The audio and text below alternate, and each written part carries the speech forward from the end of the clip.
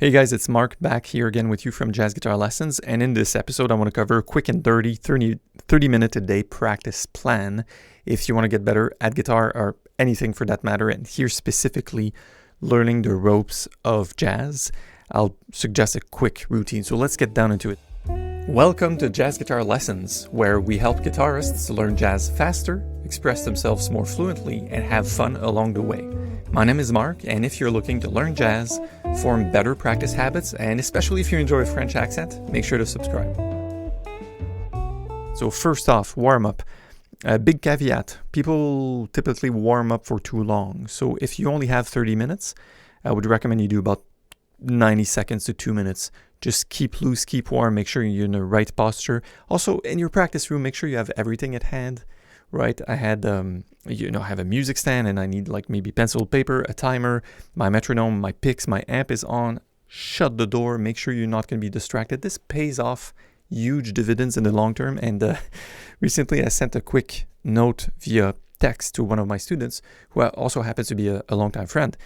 And he replied and said, "Well, you're interrupting my practice." And I told him, "Why are your phone notifications on while you're practicing? You should turn that stuff off. Turn the phone off or the beeper or whatever," right? So that's a big lesson. So warm up and take that time to really set up everything so you know you're not going to be distracted. Another tip is to use a timer because it's easy to spend 3, 4, 5, 10, 12 minutes on a warm up while you only have 30 minutes to practice, right? So got to be smart, got to be diligent. And the whole timer deal, when my students start up with me, they believe that we use a timer to stay accountable and to try to practice more, and tally it and go, "Oh, you didn't practice enough, you should crank up that number." Actually, the use of the timer is not that at all.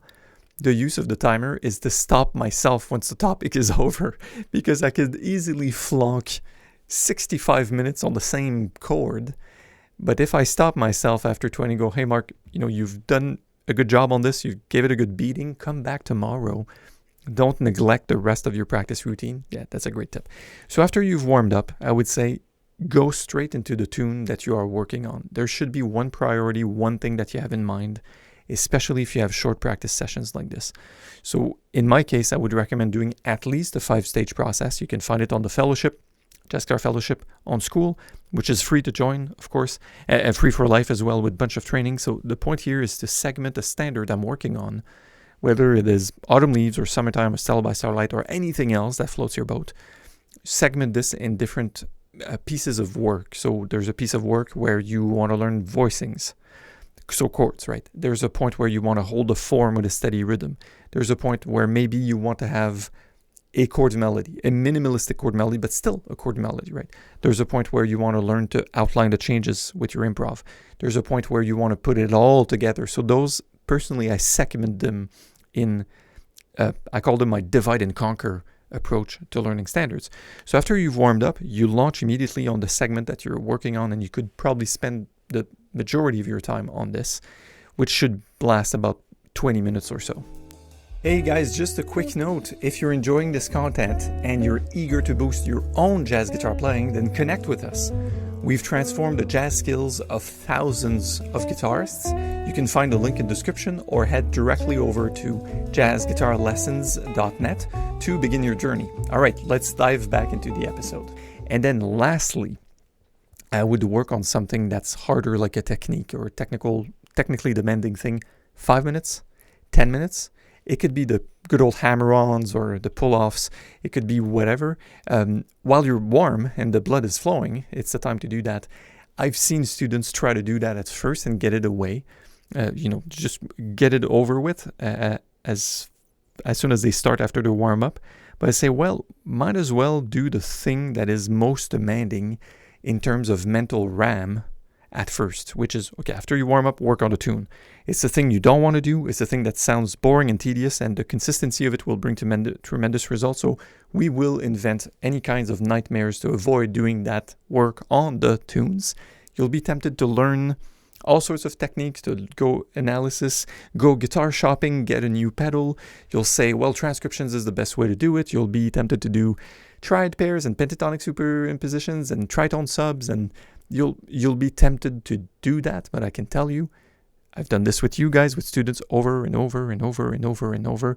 Nothing will bring you more benefit than working on the song for the majority of the time. Okay, so 2 minutes warm up, 20 or so minutes on a segment of the song, and then 5 minutes technique max, and then the last few minutes, if you have time, film yourself, play something. It could be 30 seconds, could be 60 seconds, post it on the fellowship, watch yourself. You will not believe the benefits you will gain from that approach, from watching yourself. I guys, put everything down right now, film yourself 30 days in a row playing the exact same thing, like a 20-second snippet. I have done this for myself when I was a kid. You're not going to believe the progress you make, especially in gaining that objectivity on your own playing, because you may believe you have mastered something, but that whole tape, the video, the thing, it's not going to lie. It's just, there it is, right? It's right in front of your face. You can't ignore it. But then you come back the next day or the next week and you film it again and you see how you did. This is a self-assessment tool. And if you have a good teacher, good mentors, good coaches, you can see jazzguitarlessons.net. If you need more help with that, of course, you will see that the benefits of getting the feedback is it outweighs what you're practicing. It outweighs the curriculum. It outweighs the one-on-one lesson. It outweighs which standard you pick.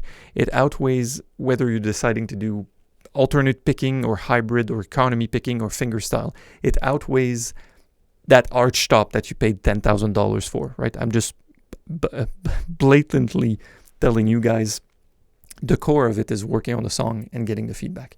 So again, wrapping things up, you got your 30 minutes, 2-minute warm-up, 20 or so on a song segment, 5-minute technique, maybe something that's weak, and 5 minutes, 3, 4, 5 minutes recording yourself, watching yourself. If you have more time, which of course I recommend down the line that you crank it up to 45 and 60 or 75 minutes per day. You don't need to do 3 hours, by the way. I recommend you crank it up, but it's less than you think when you're really structured. I had this experience of working with older gentlemen, of course, like retired people say, I have 4 hours a day of practice. I'm like, well, let's start with a 45. You could really do consistently the same thing for 30 days. And then we will see if you want to bring it up to 60 or 70. Sweet spot for most of my students, sweet spot for maximal progress is 75 minutes per day. So you may experience diminishing returns after that. And I'll tell you how to do a 75 minute per day.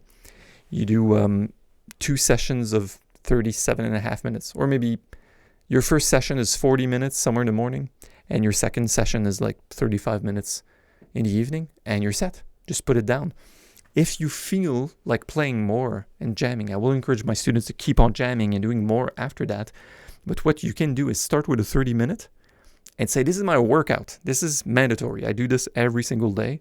And then if you have 3 hours to shred, fine. Okay, keep playing, but at least you put in the work where you know you'll have the max benefits. That's it. So my name is Mark from Jazz Guitar Lessons. Thanks for listening, guys. Please leave me a comment if you enjoyed this and rate the podcast 5-star. And let me know if there's any questions or if there's anything else in that area that you'd like me to cover. I'll see you soon on the website, on the YouTube channel, and in this podcast, Jazz Guitar Lessons. Improve your jazz guitar playing with a real teacher. Thank you. Take care.